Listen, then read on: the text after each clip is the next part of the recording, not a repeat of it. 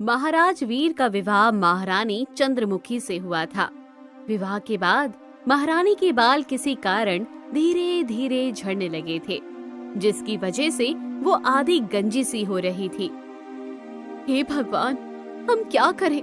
दिन पर दिन हमारे बाल झड़ते ही जा रहे हैं। कहीं हम गंजी ना हो जाएं। हम क्या करें? इन बालों को कैसे रोकें?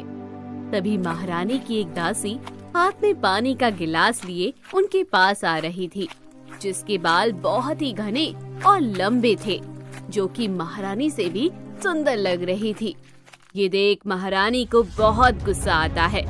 तुम्हारी हिम्मत कैसे हुई इतने लंबे घने बालों के साथ हमारे सामने आने की? ये आप क्या कह रही हैं महारानी जी?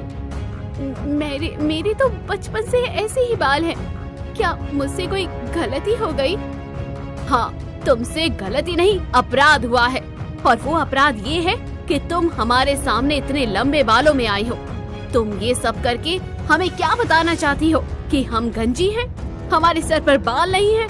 हमें नीचा दिखाना चाहती हो? ये आप क्या कह रही है महारानी? हमने ऐसा कभी नहीं सोचा। सच में हमें माफ कर दीजिए महारानी।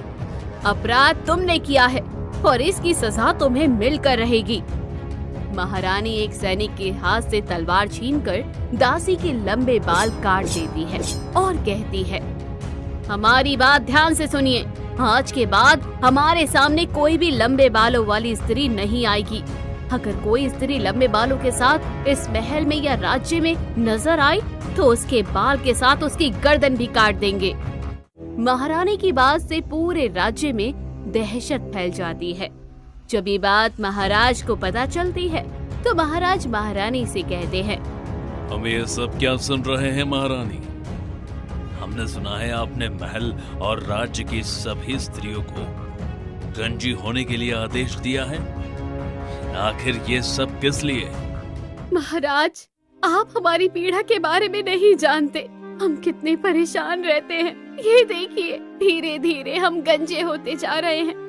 हर प्रकार की औषधि आजमा कर देख ली, लेकिन हम दिन पर दिन गंजे होते जा रहे हैं।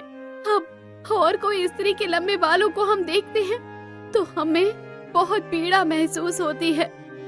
लेकिन महारानी, ये उचित नहीं है।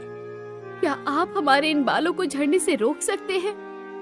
नहीं। तो हम जो कर रहे हैं हमें करने दीजिए। ठीक है, अगर ये करके आपकी पीड़ा कम होती है तो आप कीजिए, लेकिन इसकी वजह से आप किसी और को हानि नहीं पहुंचाएंगी। ठीक है